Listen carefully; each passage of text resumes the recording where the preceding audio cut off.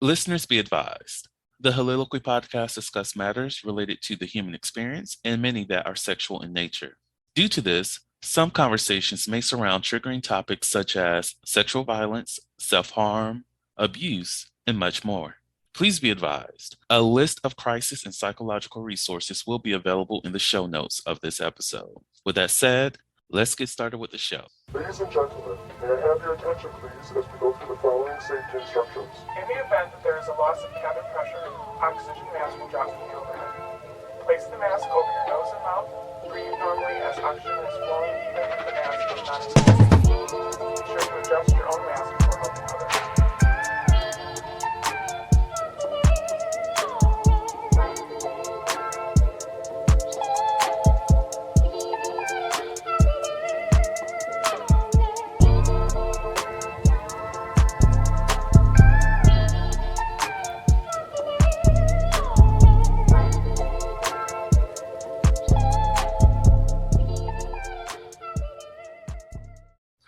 Hello, everyone. Welcome to the Soliloquy podcast, where we step out and speak on sexuality. This is your favorite host, Vernon T. Scott, also known as Slater Jackson, and also known as, for you freaking motherfuckers out there, Sebastian Adams.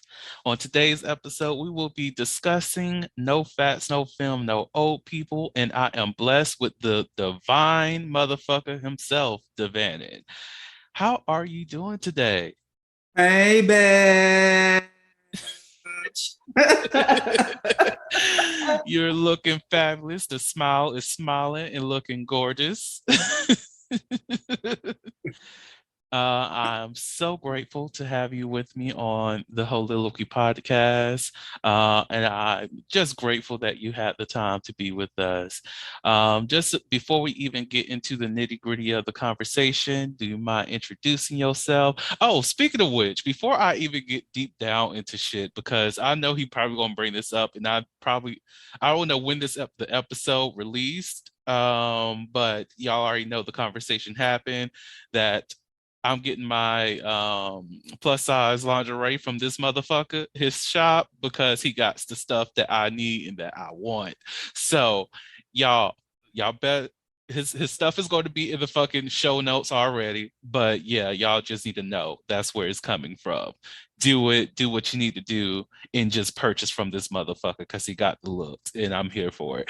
Other than that, who are you, Devanin? I'm going to give you the same answer God gave Moses from the burning bush. Bitch, I am that I am. Ooh. So on Mondays, I write music. On Tuesdays, I work on my own podcast, which is called Sex, Drugs, and Jesus. On Wednesdays, I work on the store you just referenced, which is DownUnder Apparel, which is a retail store with lingerie and sportswear for men, women, and everything in between, honey, and on the outside too. Then on Thursdays, I write books, bitch. So yes, and I'm reading one of those books, which is also named after your podcast, Sex, Drugs, and Jesus. And if y'all are out here purchasing, which you should be, okay, it is inflation and shit. Prices is high. But anyways, you still should be purchasing this motherfucker's products and everything that he does, because his book is great. I'm listening to it, meaning there's audio book. I'm also reading it, which means there's a print version. So y'all motherfuckers go ahead and get both. I love the engagement here. oh, yes, I like to give people the options. Motherfuckers need options and choices and things during these troublous times. It might be inflation, but honey, I can meet you halfway. Ain't it? Speaking of which, because we do need to get into this conversation, but we're not. What is your book about? My book is well, it's a memoir.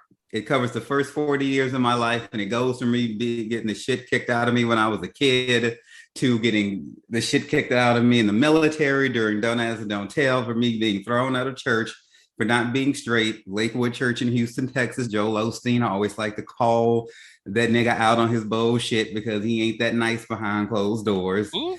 And and And then it covers, me becoming a drug dealer after I got kicked out of Lakewood and how I became homeless and getting HIV.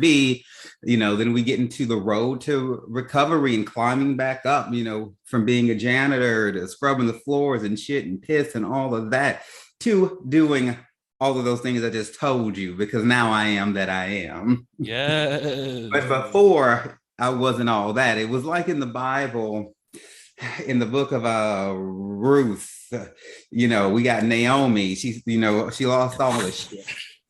When she came back to Jerusalem, she said, "Don't call me Naomi, call me Mara. I left out it full and I came back empty." That's how I was when I left Houston. I went there full. I had my church, I had my money and everything. When I left, I was on the Greyhound bus, and that's all I had to my name was the bus ticket. Mm. Child, if y'all like a testimony, you better go ahead and get that damn book. That's all I'm saying. Look, I will say one thing. Was it Evangelist Nelson? She spoke the word for you. She spoke the word for you. I just came across that passage the other day, and I was like, "Oh, girl, yes, you better. I see you in your own business, and you." It took a long road, but I see that you're out here prospering as much as you can, and I love to see it. Thank you. I appreciate you saying that. Yes, yes. Now to get into this topic of no fats, no film, no old people. First off, what are your thoughts about those that labeling or just that concept in general? Well, all three can apply to me now. I'm about to be 40 years old in this December. But, sometimes when you're dealing with some of these little motherfuckers, online or whatever, they try to act like 40 is knocking against the grave and shit. And, they really need to sit down somewhere. I've struggled with weight all my life. It's been up and down. I've been as high as 250 pounds and as low as 127, And so I've had to deal with people telling me I'm too fat. I've had to deal with them telling me I'm too skinny. And then I'm not the most effeminate person, but I wouldn't run around calling myself masculine either. Mm-hmm. So I've had to deal with discrimination and ire from people. You're too girly, you're too big, you're too old, all of these things. Nothing to do with who I am. Nobody, I think there's just like a lack of really wanting to figure out who a person really is, because that makes you have to reflect on yourself. Because when you realize that you're not trying to figure out who a person is, you have that reckoning that, oh shit, I'm shallow as fuck. I have no depth to me. I don't want to go anywhere that involves digging deep into anybody else's relationship, their history, anything like that, because I'm only focusing on myself. Right. So, and people will say, look, I only want a surface level relationship. I want meaningless sex, whatever the fuck that's supposed to be. People will actually be like, I only want to go so far. Now, What's holding them back? Fear, trepidation, some sort of trauma from their past, that to be knowingly and willfully shallow. What are you really hiding from? What are you trying to stay safe from? That's a good question. What really are you hiding from? Like, even when I think about myself and my history with like either hooking up with people or probably my sexual relationships or romantic relationships. I've always been that person willing to be open with other people and listen to them, understand them, allow them to be comfortable. And then you always get that barrier of, I'm not ready to go that deep, or I'm too afraid to go that deep. Why?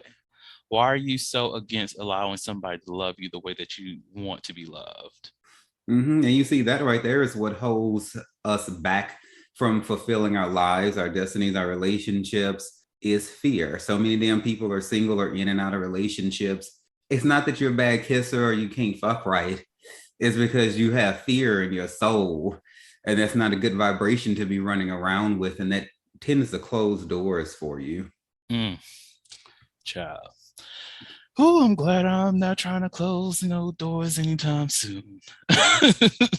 Well, there's some that do need to be closed because that, you know what, you anyways. So, one of the things that we were discussing within our intake meeting was shame on dating apps, or even the feelings of shame while being on dating apps. And those three things that makes up the title of this topic are some things that I've seen so much on dating apps, even shame in terms of like bottom shaming or just shaming anything that may be presented as feminine versus acceptance of all things masculine, just shame in general. Well, as we discussed on my show, and y'all, Vernon was on my show, and it just released today. So you can Oh, jump shit. right on over there and catch, what he had to say and the tea he had to share.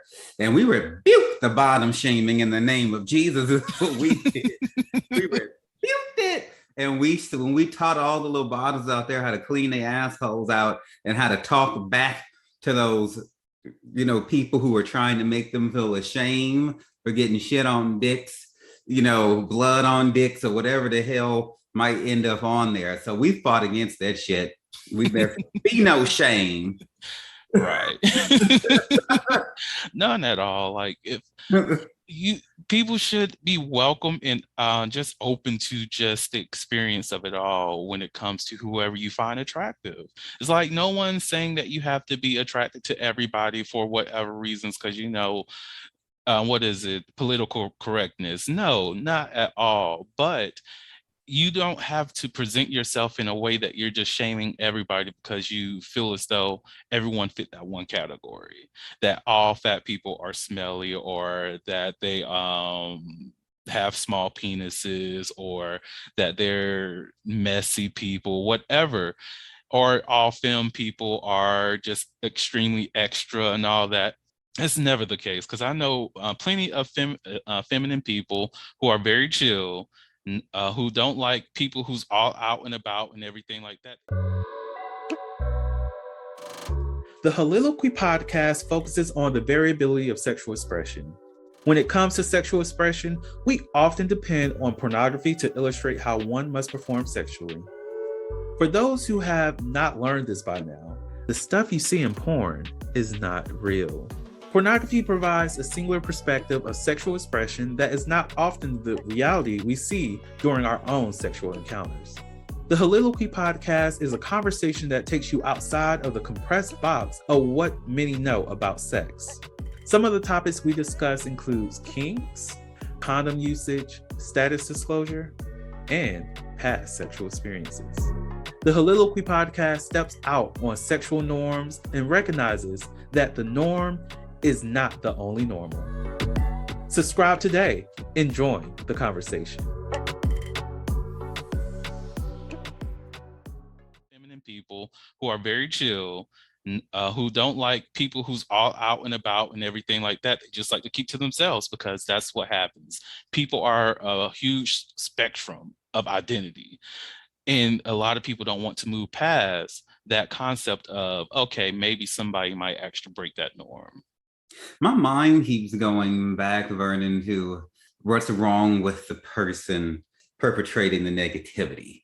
Mm-hmm. So when you don't want to, someone out there doesn't want to accept somebody for who they are, or at least be neutral about how someone is, you don't have to draw a negative conclusion. Mm-hmm. This is a reflection of what's abiding inside of that broken person. As I heard a wise woman say long ago, you can't give away what you don't have.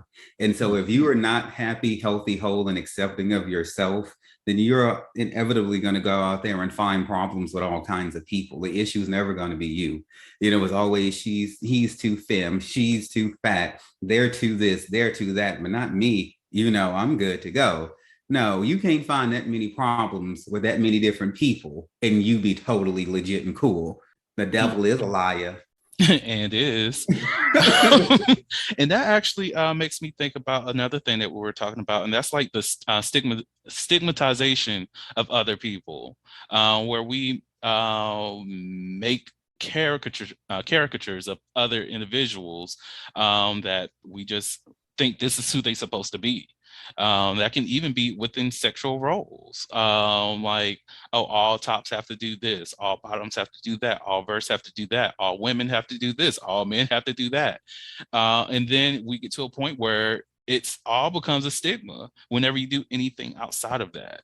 That's the way a lot of that's the way many people frame their life.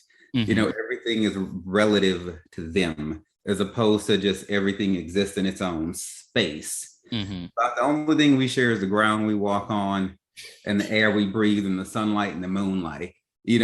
Most of your shit is within your own personal bubble, and things like that. So it's about perspective, and perspective, as you and I, Vernon, know, is everything. And so she's fat. Why does it have to be bad? She can be fat, but she don't have to be into it. You can be like, she's fat, not my thing, but go girl. But some people will go so far as to be like, okay, we're gonna have an orgy.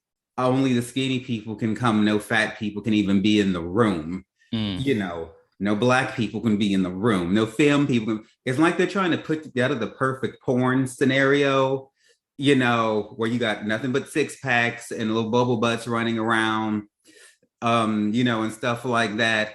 But where are we getting this framework from?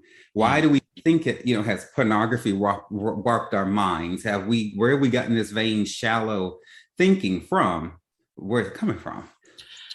See, who you are leading this show, because the next thing that I was going to bring up is like the impact of media and how media really does impact our perceptions of reality, and how certain images that we see, we often portray as being negative because it's often seen as such.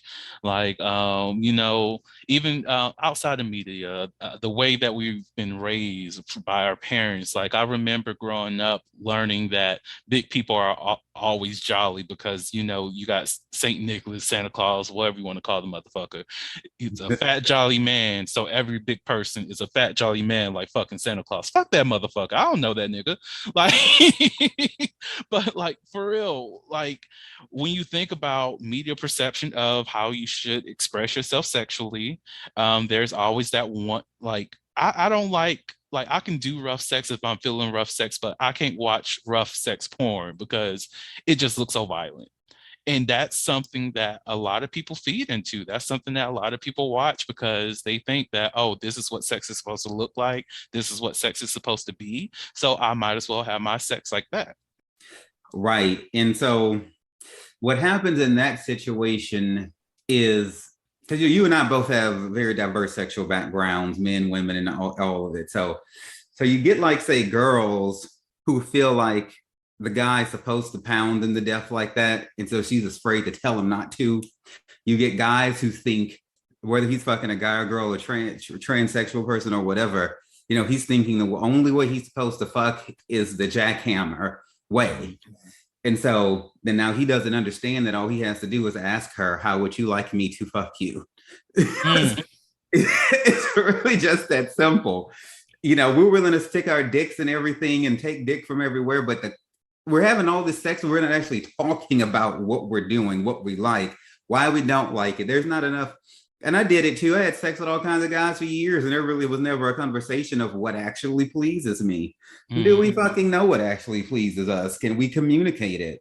We can do so much sex, but we can't actually vocalize what we're doing. See, you struck a nerve on that one, because the thing that really bothers me, because, like, a person like me, I know what pleases me, and I will tell you exactly every single thing that pleases me, but would you do it? That's been the issue that I've come across when it comes to, like, hookups, and even within a previous relationship, of vocalizing, okay, this is the things that really please me, but the follow through of it, that's the issue, because a lot of people tend to think that they know best of what you know about your own body. That's because they've been too mind fucked by what they think they know. Now, my boyfriend and I had that same problem. I was telling him, I don't necessarily have to come in order to get sexual gratification out of the Mm. experience as long as he comes, because I'm a big cum whore and I fetishize cum and I like having nut busted all down up in my asshole. It is very erotic for me. You gotta pause because uh like not like earlier on in this damn season, I said there are such thing as cum guzzling whores. This is who I was talking. I wasn't really talking about him, but his people. These are the people I was talking about. Cum guzzling whores. Okay, I was not being offensive. He's a cum guzzling whore. It do be facts though. It do be facts though. So, and there would be no shame for the cum guzzling whores. If you like a good asshole full of cum, then it is what it is. And look, cum and hoes only became taboo in the last century when condoms came around. Until then, everyone was fucking raw and putting cum and hoes where it belongs. I'm just getting back to the way God intended. So Getting back to the roots. back to the roots. All the way back to Africa, bitch, you know. Oh, I'm so done. But look, I'm still against it, but you got you. No shade. I support.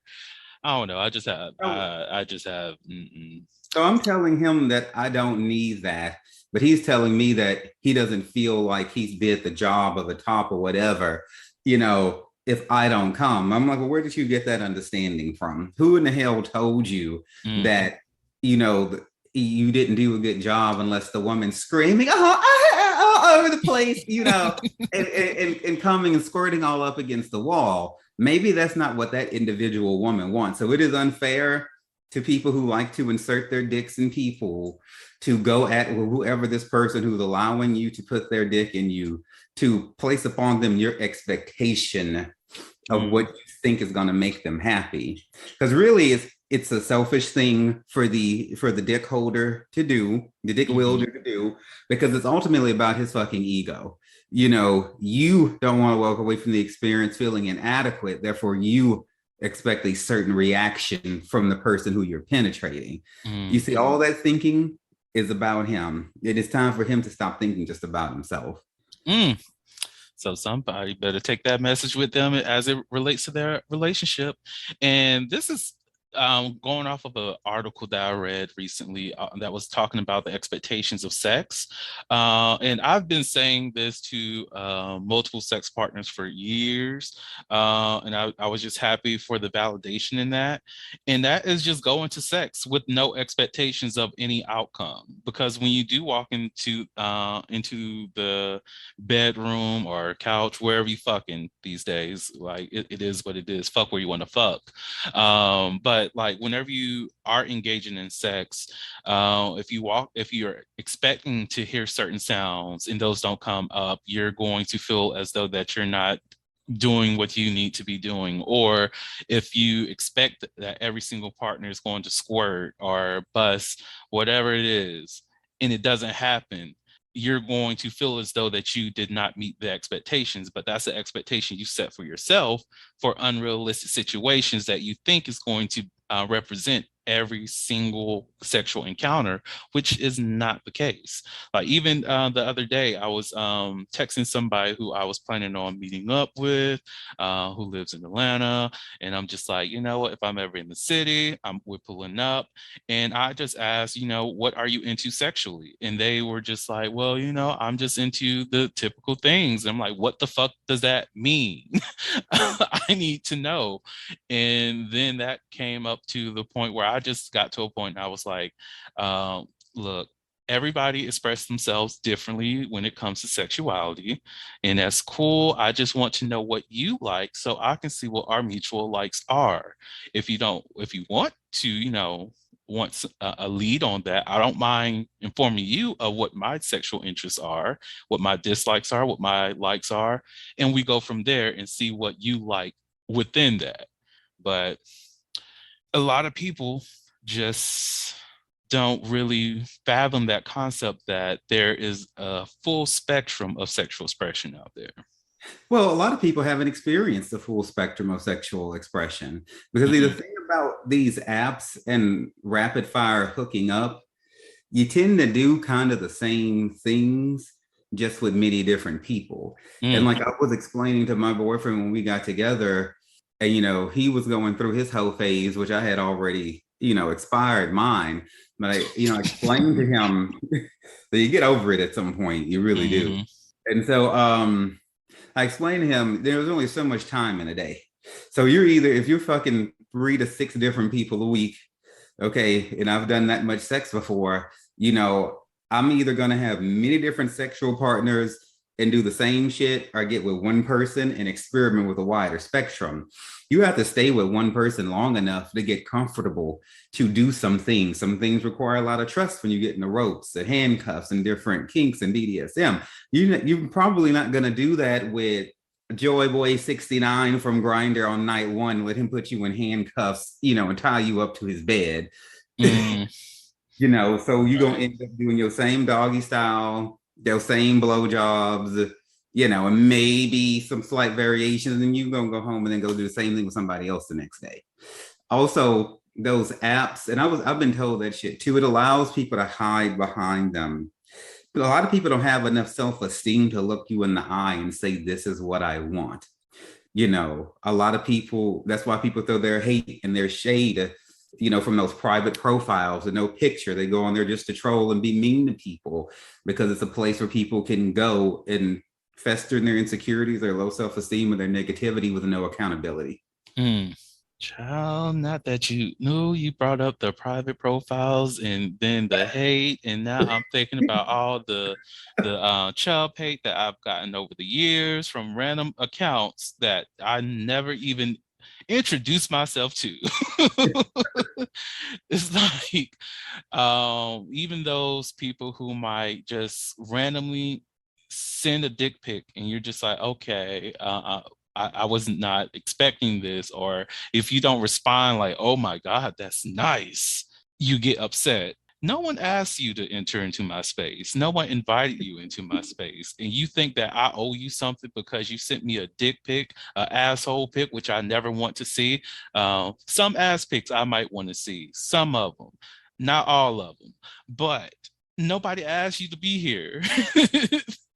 Like, what made you feel as though that you had enough power, other than audacity, sometimes caucasity, to come into my space and think I owe you one motherfucking thing in this life? oh, the caucasity.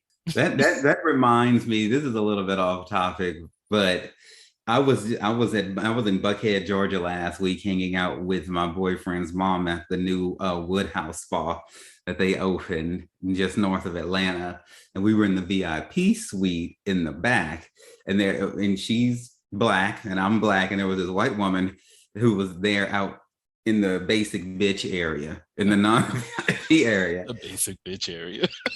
So, well, she acted like a basic bitch after I left. Let me tell you what the bitch did. Ooh. I went to go get my treatments and everything. And so it was reported to me that this white woman flung open the doors to the VIP in order to see what we were doing back there after I left. Now, my boyfriend's mom is very soft spoken. She's not going to mess with anybody unless they mess with her husband or her children. That's the only things that will make her come out of character. Me? See, the Caucasians know who they can pull that shit on and who they can't. This bitch knew if she would have even thought about that shit, I would have slapped her back to Europe. She came from. Ooh, That's that Europe, capacity. Back to Europe, bitch. And then it reminded me when I was in California, going to Six Flags, this fucking white lady, these Latina teenage girls walked up to be with their friends, Alana, whatever. People do this shit at theme parks, so just get over it. People would just have friends and shit. This white woman went and grabbed these teenage girls by the elbows to try to pull them out of line. She got her white ass cussed out. Okay, and checked is what happened. Now, let that had been 2 white people in the VIP suite at the Woodhouse, and then somebody black flung the door open trying to see what was going on. Or let that been a black person who would have grabbed, or even a Latina person who would have grabbed a white person and dragged them out of line. Yeah, that caucasity is a motherfucker, and I'm tired of the shit. child, that's one hell of a drug. I just want to know how much are they snorting? Because that's a drug that needs to be on sale. Because look, I don't do too many drugs other than alcohol, but I might snort a little bit of Caucasity every now and again. Look, if it could get me out of a parking ticket. Like, that's all I'm saying. Give me If some it can higher keep you from, pay. if What it you can say? keep you from getting shot, if it can keep you from getting shot in the back while you're running through your neighborhood. Amen. Amen. I snort every fucking day. Like, look, I got that Caucasity on the low. What's up? What's up? Got an 8 ball for you, motherfucker. What you trying to do? A teener. Oh my God. Somebody's just you. No, no, no. I'm not going to put that in that atmosphere. Another thing, going back on topic, that we discuss is the concept of being fit, and just how there's so much variability in the meaning of it, but kind of piggybacking off of the media, but the expectation of what fit looks like has become stigmatized, standardized, and all this other stuff. And For myself, I see the negative implications most definitely on the mental aspect for having a defined fitness.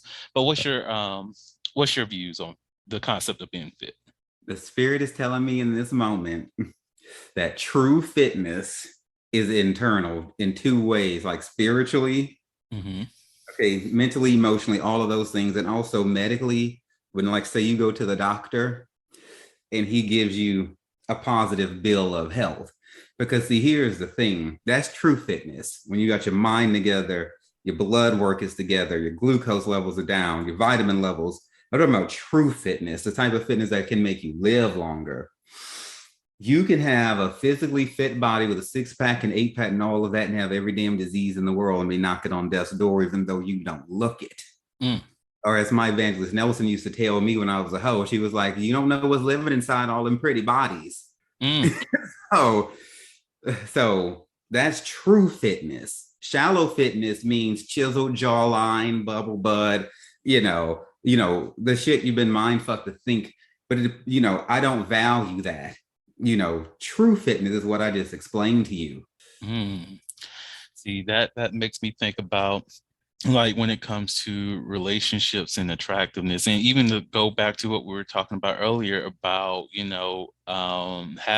having relationships that are not so shallow, or just being a person who's not so shallow. When you're not focusing so much on the physical appearance and really try to get to know a person on a deeper level, regardless of what they look like or what society might think of them based off of what they look like. If you just find that person attractive, visually appealing to you, go for it. Get to know them on a deeper level, because society's not going to be in your bedroom. Your best friend shouldn't be in your bedroom unless y'all got that kind of relationship. Do you? I don't care.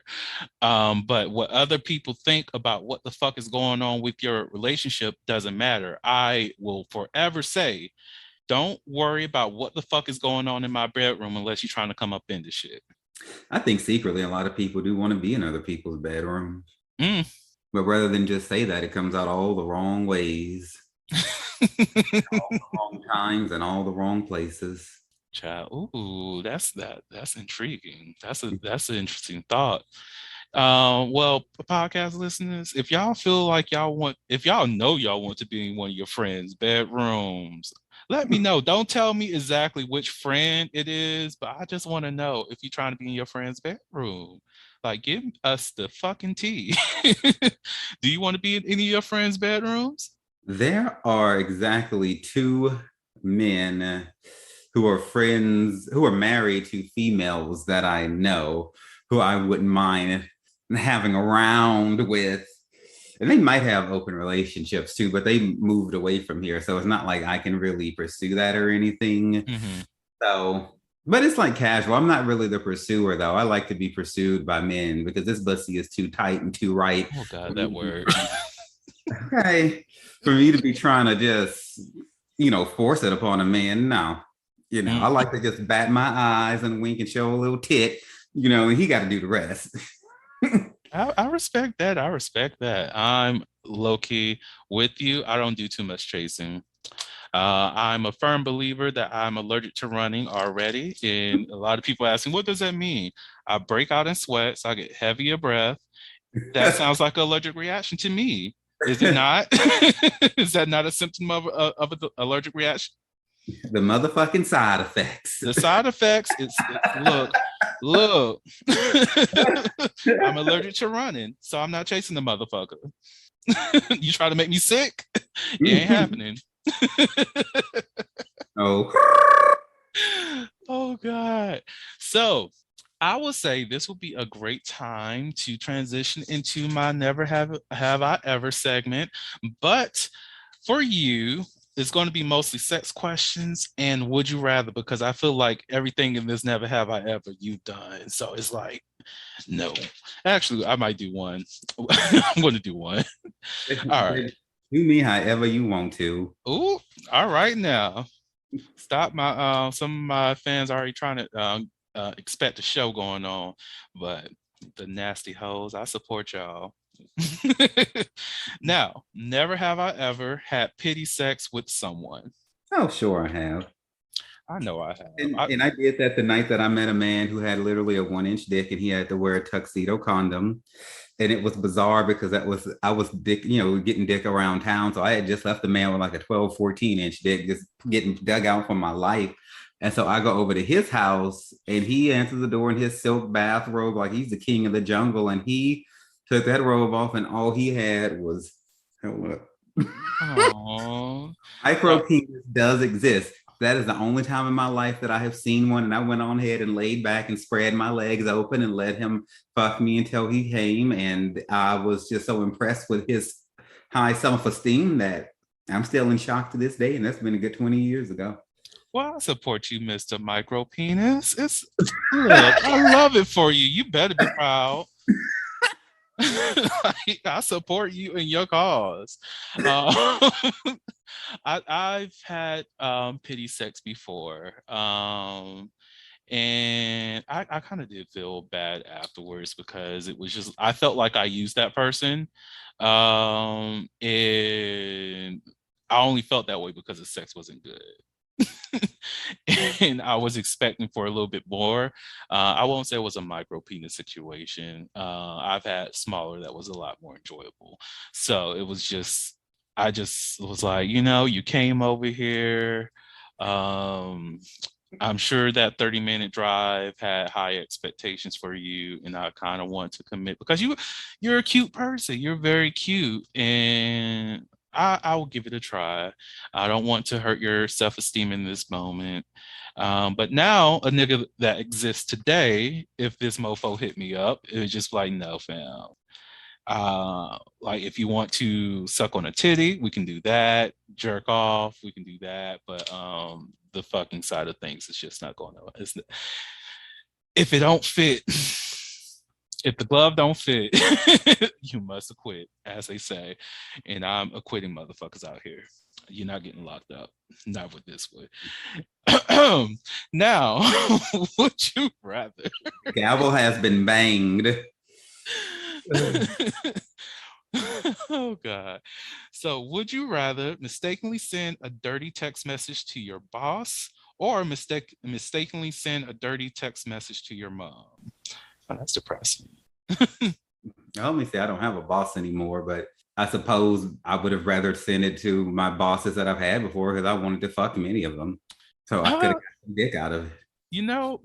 For me, I'm slick on the boss side of things too, not because I was attracted to my former bosses, but it almost happened one night. I was like super drunk and I already don't send nudes.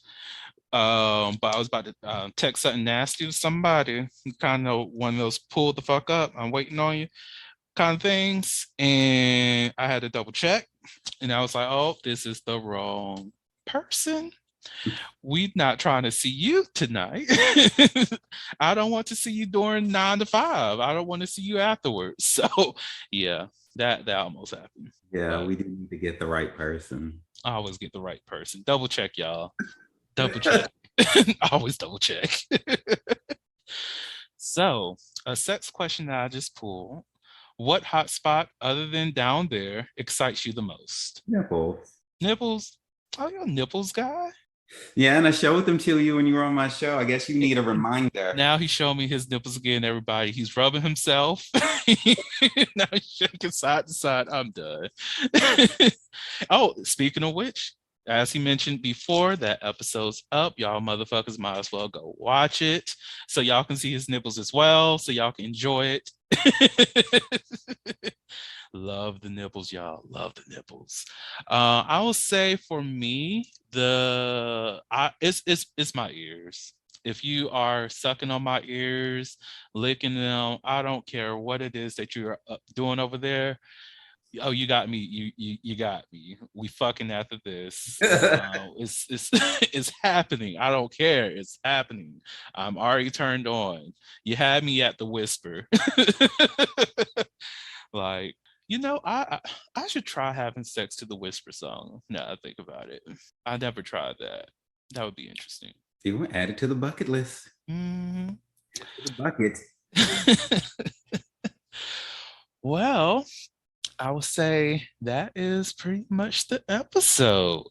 So, Devanin, do you have any last words that you would like to share with the audience? Any tips, tricks, anything like that? I would say as this world, is entering a very intense time of transition, just to remember, and I'll quote words from one of my favorite David Cos songs, as long as you are breathing, you can start all over again. So don't be afraid of a brand new day. I like that a lot. What about another thing? Don't forget, plug your shit so everybody will know where to follow you. If you are on social media, I know you follow me today on the IGs. If you want to share that info too, but whatever you want to share, let people know how they can support you. Again, purchase his shit from his shop because the shit is looking great over there, and also get his book. I keep all my call to actions really simple. Just sexdrugsandjesus.com. That's where everything is, all the social media, my blog, the books I write. There's even a link to DownUnder Apparel at the bottom of the page under my recommendations. Strictly speaking, it's downunderapparel.com, but sexdrugsandjesus.com, has everything in it. And the book comes in ebook, paperback, hardcover, audiobook. And there's a link on there on the website, and you can buy it in other formats. From other vendors. So if you hate Amazon, it's not just at Amazon. It's at many different vendors, but through the website, you can pick the exact vendor and the exact format that'll take you right to it and everything. So, I'm an easy hoe. Just sexdrugsandjesus.com. I don't have time for these complications. I support. Well, on that note, thank you so much for being on the podcast, Devanin, and I really do appreciate it. Love you so much. Cannot wait for our next episode, which is going to be about STIs, motherfuckers. Yes, we have another one of those coming up. Y'all better be learning. You better be fucking learning. If not, assume the motherfucking position. I said what I said. All right. On that note, thank you all so much for listening to the Soliloquy podcast, where we step out and speak about sexuality. Just in case no one else told you this today, you are beautiful. You are worthy of happiness and joy. You are enough and then some. You may not live up to the expectations of others, but that is okay. You are only required to walk in your own shoes. May each day you live lead you towards abundance. With that said, love you all and see you next episode. Thank you for listening to the Soliloquy podcast, where we step out and speak on sexuality. You can subscribe to the podcast through your favorite podcasting app and find us on the web at www.soliloquy.com.